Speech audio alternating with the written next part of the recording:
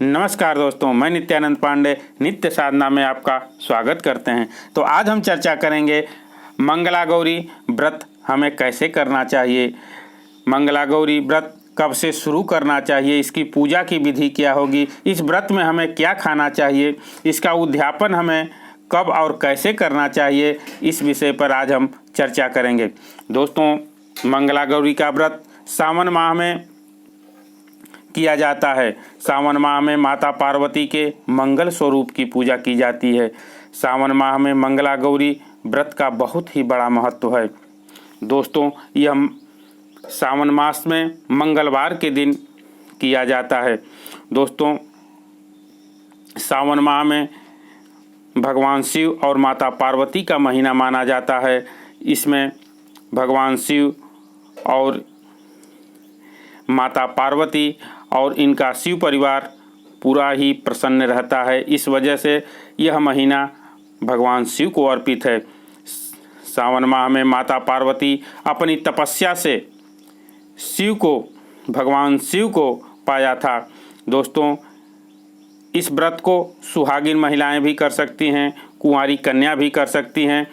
अब चर्चा करते हैं यह व्रत कब पड़ता है। दोस्तों, इस साल 2021 में पहला मंगलवार, सावन मास का पहला मंगलवार 27 जुलाई को, दूसरा 3 अगस्त को, अगला 10 अगस्त को और चौथा 17 अगस्त को पड़ रहा है। दोस्तों, स्क्रीन पर भी होगा। सावन माह में जितने भी मंगलवार पड़ते हैं उतने दिन माता पार्वती की पूजा आराधना करनी चाहिए। किसी महीने में, श्रावण के माह में 4 मंगलवार पड़ते हैं, किसी में 5 मंगलवार पड़ते हैं, तो उस प्रकार से उनकी पूजा आराधना करनी चाहिए। दोस्तों, कई जगह पर ऐसी मान्यता है कि हम जो यह व्रत करते हैं 4 मंगलवार करते हैं। श्रावण मास के पहले सोमवार से लेकर के अगर 4 मंगलवार पड़ता है तो चारों मंगलवार करते हैं, चौथे मंगलवार को हम उद्यापन करते हैं। अगर 5 मंगलवार पड़ता है तो 5 मंगलवार हम व्रत करते हैं, 5वें मंगलवार को उद्यापन करते हैं। और कई जगहों पर ऐसी भी मान्यता है कि अब पहले मंगलवार से शुरू किया जाता है श्रावण मास में और लगातार 16 मंगलवार यह व्रत करके 17वें मंगलवार को उद्यापन किया जाता है। तो दोस्तों, जैसी आपकी जगह मान्यता हो उस प्रकार से इस पूजा पाठ को आप कर सकते हैं। दोस्तों, यह संकल्प लेकर के यह व्रत करना चाहिए कि जैसे हम संकल्प ले लिए कि 16 मंगलवार हम करेंगे, लगातार 5 साल तक श्रावण मास में करेंगे, या अगर 4 मंगलवार पड़ रहा है तो केवल सावन मास में हम हर मंगलवार 4 मंगलवार हम केवल व्रत करेंगे और चौथे मंगलवार को उद्यापन करेंगे। इस प्रकार से आप संकल्प लेकर के इस व्रत को कर सकते हैं। इसकी पूजा की विधि क्या होगी? दोस्तों, इस पूजा की विधि हमारी माताएं और बहनें जानेंगी। माता गौरी को लाल वस्त्र का प्रयोग किया जाता है। लाल वस्त्र रख करके उनको पूरे शिव परिवार को स्थापित करके कलश रखना अगर चाहती हैं तो कलश रख लें।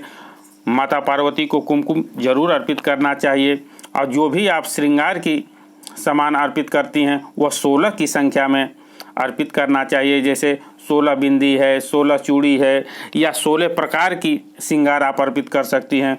इसमें पूरे शिव परिवार का पूजा करना चाहिए। सर्वप्रथम गणेश की पूजा करना चाहिए, माता पार्वती का पूजा करना चाहिए, भगवान शिव का पूजा करना चाहिए। दोस्तों, आप स्थापित करके लाल वस्त्र पर उन्हें स्थापित करें और उसके बाद में उनकी पूजा आराधना कर सकते हैं। पंचमेवा अगर आप अर्पित करते हैं तो 16 की संख्या में पंचमेवा अर्पित करना चाहिए। एक चीज़ का हमारी माताएं और बहनें ध्यान दें, 16 आटे का दीपक आप बना करके जरूर प्रज्वलित करना चाहिए और वहाँ बैठ करके इस मंत्र का आप उच्चारण कर सकती हैं।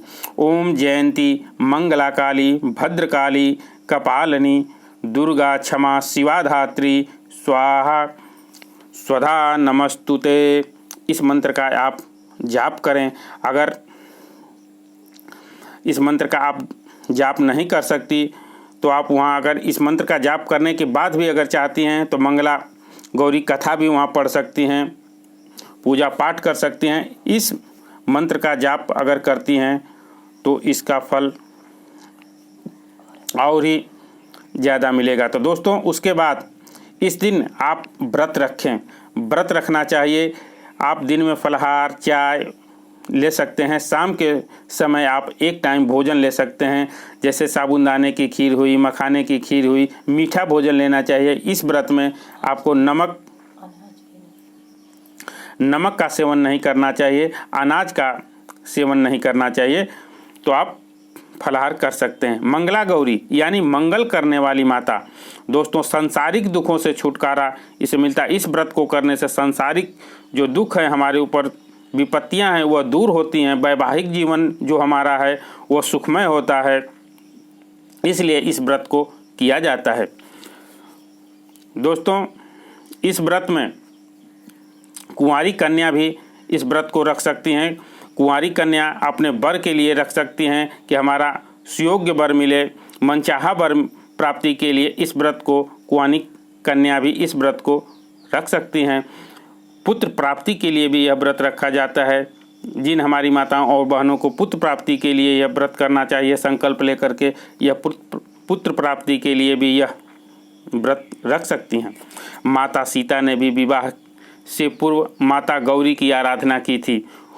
दोस्तों एक चीज़ और बताना चाहूँगा, उद्यापन के दिन अगर आप उद्यापन पंडित से बुला करके संरक्षण में, पंडित जी के अगर संरक्षण में कराना चाहती हैं तो आप उद्यापन पंडित जी के संरक्षण में भी कर सकती हैं। अगर अपने करना चाहते हैं तो अपने भी आप कर सकते हैं।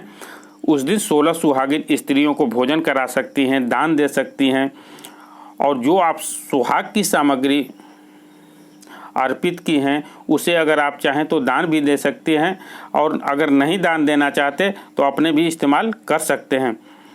एक चीज़ और उस दिन करना चाहिए, दक्षिण की तरफ से अपने घर आते हुए लाल रंग का चरण माँ का जरूर स्थापित करना चाहिए, चिन्हित करना चाहिए, और दक्षिण तरफ सिंदूर से स्वास्तिक का चिन्ह जरूर बनाना चाहिए। तो हम जानते हैं कि मंगला गौरी व्रत की संपूर्ण जानकारी आपको मिल गई होगी। यह थी कुछ विशेष जानकारी। मिलते हैं कुछ ऐसी ही ज्ञानवर्धक वीडियो के साथ। धन्यवाद। और चैनल वाले के